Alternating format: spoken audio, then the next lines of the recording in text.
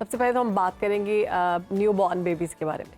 जो new born baby होते हैं उनकी मुश्किल सबसे पहले ये होती है कि समझ नहीं आती कि वो क्या फ़ील कर रहे हैं, उनको कौन सी चीज़ देनी चाहिए, कौन सी चीज़ नहीं देनी चाहिए। कुछ हमारी सोसाइटी में ये कहा जाता है कि उनको शहद दे सकते हैं, लेकिन डॉक्टर्स की जानिब से अक्सर ये सुना है कि शहद 1 साल से पहले नहीं दे सकते।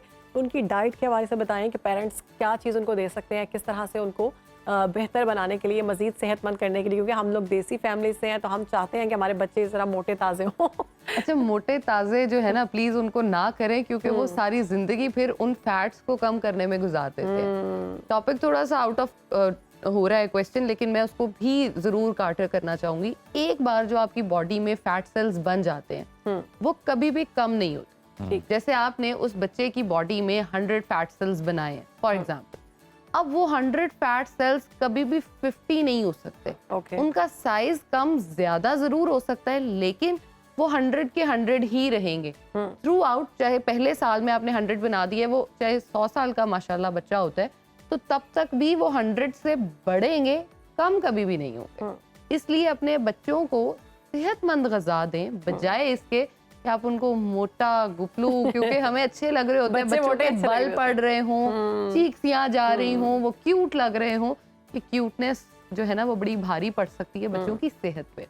अच्छा, हम ये चीज़ सोचते हैं कि बच्चे की जो ग़िज़ा है वो जब पैदा होता है तब से शुरू होती है। ऐसा बिल्कुल नहीं है। बच्चे की ग़िज़ा पैदा होने से पहले ही शुरू हो चुकी होती है, और जो ग़िज़ा आप उसको दे रहे हो वही उसकी सेहत होगी, और वही उसका जो इफेक्ट है वो आप देख रहे होगे कि आफ्टर बर्थ भी वो ही होगा।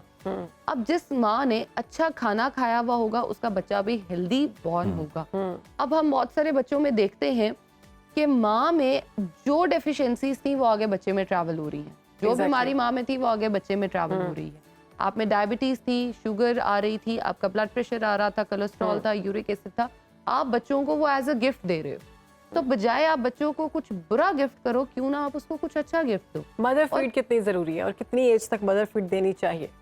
मदर फीड देखिए, जैसे मैंने ये बात कर रही हूँ कि माँ जो खा रही है वही बच्चे की सेहत है, तो मदर फीड जो है वही जो माँ खा रही होगी वही बच्चे को कॉन्टिन्यूटी इसलिए भी ज़रूरी है क्योंकि जब बच्चे की पैदाइश हो जाती है वो एक इन्वायरमेंट अपना बिल्कुल चेंज करता है, और अडेप्ट करने के लिए उसको स्ट्रेंथ चाहिए। और अगर उसको वही स्ट्रेंथ मिलेगी जो उसको पहले मिल रही थी पैदाइश से, तो वो ज्यादा अच्छा ग्रो करेगा, बजाय इसके कि आप उसको पैदा होते ही एक नई डाइट पे लगा दो और एक नई चीजें इंट्रोड्यूस कराना शुरू करो। अगर पिछली वालों के साथ कनेक्टेड रहेगा तो वो ज्यादा हेल्दी और ज्यादा ग्रो करेगा। अब अगर बात करें ब्रेस्ट फीड की, तो हम उसको, कुछ बच्चे जो हैं वो उसको 1.5 साल तक लेके जाते हैं, कुछ उसको 2 से 2.5 साल तक भी लेके जाते हैं, लेकिन डॉक्टर्स जो रिकमेंड हम सब कर रहे होते हैं वो 1 साल से ऊपर 1.5 साल तक मैक्सिमम ले जाएं, इससे ज़्यादा ना लेके जाएं। इसलिए फिर बच्चा दूसरी चीज़ों को अडेप्ट नहीं करता।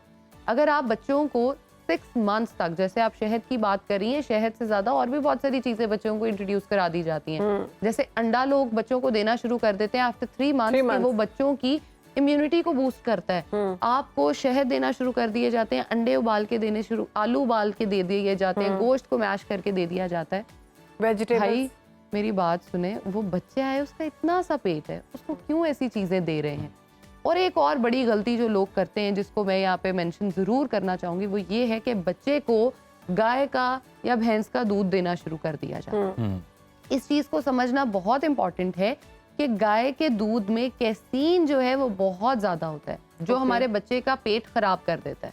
आपने अक्सर देखा होगा, जैसे ही बच्चों को गाय का दूध इंट्रोड्यूस कराया जाता है, पेट खराब होना शुरू हो जाता है। कोई बात नहीं, यूज्ड टू हो जाएगा 2-4 दिन। वो फिर हम जबरदस्ती तो कर ही रहे होते हैं, तो जबरदस्ती हमारा फेवरेट काम है। तो डॉक्टर ज़ैनब, एक बार तो मोस्ट ऑफ द टाइम भी देखते हैं फार्मूला मिल्क जो अवेलेबल होता है मार्केट में, वो भी बच्चों को दिया जाता है। हाँ।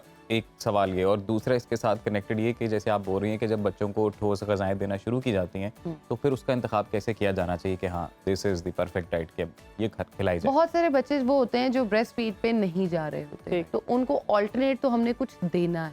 ठीक है, गाय का भैंस का दूध जो है वो गाय भैंस के बच्चे के लिए ही है, क्योंकि गाय भैंस के बच्चे ने पहले दिन खड़े होना है और उसने वॉक शुरू उसी दिन कर देनी है। लेकिन आपके बच्चे ने तकरीबन 8-9 महीने सिर्फ ऑब्जर्व करना है, अपनी मेंटल जो उसकी चीजें हैं उसको ग्रो करना है। अब जो फॉर्मूला मिल्क हमें मार्केट में अवेलेबल होते हैं, ये मैं बेस्ट रिप्लेसमेंट तो नहीं कह सकती, लेकिन हाँ ये जरूर कह सकती हूँ कि हम अपने बच्चे की ग्रोथ में उसको हेल्प ज़रूर ले सकते हैं, ठीक इसलिए है। उसकी मदद ले सकते हैं क्योंकि उसके अंदर न्यूट्रिएंट्स, विटामिन्स और मिनरल्स जो हैं वो इस तरह से डाले जाते हैं कि आफ्टर मदर फीड वो एक अच्छी चीज़ हम Formula उसको दे सकते हैं कि हाँ वो उसकी ग्रोथ में हेल्प करे।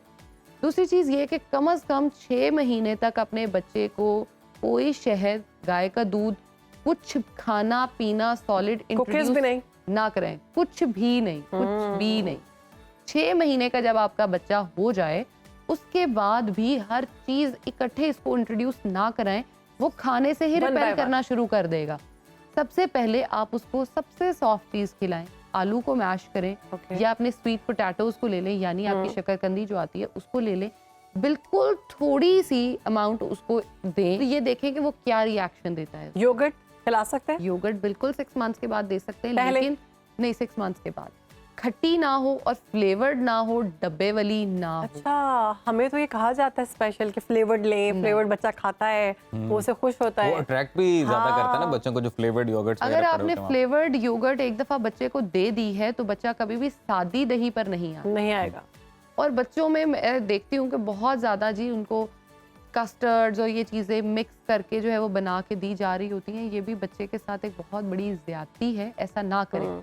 और दूसरी चीज़, बच्चे को एक टाइम पे एक चीज़ दें, ना उसको फ्रूट चाट्स खिलाएं, ना उसको बड़ा मिक्सचर बना के जो है वो दें, उसको ये डिसाइड तो करने दें कि क्या वो ये चीज़ खाना चाहता है या नहीं खाना चाहता। और रोटी की जहाँ तक हम बात करते हैं, बहुत सारे लोगों में मैंने देखा है 7.5 मंथ्स में बच्चे को रोटी खिलाना शुरू कर देते हैं जी कि जी जी। इसकी सेहत बड़ी अच्छी हो रही है, और ऊपर से मल्टीग्रेन आटे की भी खिला रहे होते हैं कि जी बच्चा हमारा तरोताज़ा और जो है ना सेहतमंद होना चाहिए। ऐसे ना करें। बच्चों को आप जब फ्रूट्स पे लाएं, सबसे पहले फ्रूट्स को डायरेक्टली उसको ऐसे ही कंज्यूम ना करा दें। फ्रूट को आप स्टीम करें, फॉर एग्जाम्पल एप्पल है, एप्पल को आप अच्छी तरह से स्टीम करें, उसको सॉफ्ट कर लें, सही। उसके बाद उसकी छोटी छोटी स्पून्स जो है या प्यूरी टाइप उसकी बना लें, वो उस बच्चे को खिलाएं। जब आप वो प्यूरी टाइप आप बच्चे को खिलाओगे, उसकी एक्सेप्टेंस लेवल्स जो हैं वो हाई हो जाएंगे और उसके रिसेप्टर्स अच्छा काम करेंगे कि हाँ दिस इज समथिंग गुड, ये च्यू करना आसान है, मैं इसको खाऊं। दूसरा, बच्चों में बनाना को ज़रूर यानी केले को ज़रूर इंट्रोड्यूस कराना चाहिए, इसलिए क्योंकि वो मैग्नीशियम और पोटेशियम के लेवल्स उसके बहुत हाई होते हैं और बच्चों की ग्रोथ में वो बहुत ज़्यादा मदद करता है। और उसके साथ हमें बड़ा शौक होता है बच्चों को कबाब, नगेट्स, मैंने तो ये भी Tender देखा है, pops. Soft drinks, exactly, tender pops, ketchups और ये Fizzy चीजें भी। drinks। देखिए, बच्चे का एक लाइफस्टाइल है, आपने जो उसको इस एज में दे देना है वो वही उसने खाएगा। बन जाना है। एग्जैक्टली, जो उसको पता ही नहीं है। ठीक है। एक बच्चा ऐसे है जैसे आपके पास एक मिट्टी का आया है, गोला आया है, आप उसको किसी भी तरफ Mold मोल्ड कर करके कुछ भी बना सकते हो। ठीक। तो उस बच्चे को आप कुछ भी खिला के आइदर फास्ट फूड की आदतें डाल लें या इधर फ्रूट्स की आदतें ज़ैनब, डाल लें। वैसे आप कहीं भी हो, वक्त कोई भी हो, बाखबर रहिए दुनिया के हालात व वाकयात से। अभी सब्सक्राइब कीजिए सुनो न्यूज़ के YouTube चैनल को और क्लिक करें बेल आइकन को, ताकि आप हमेशा बाखबर रह सकें।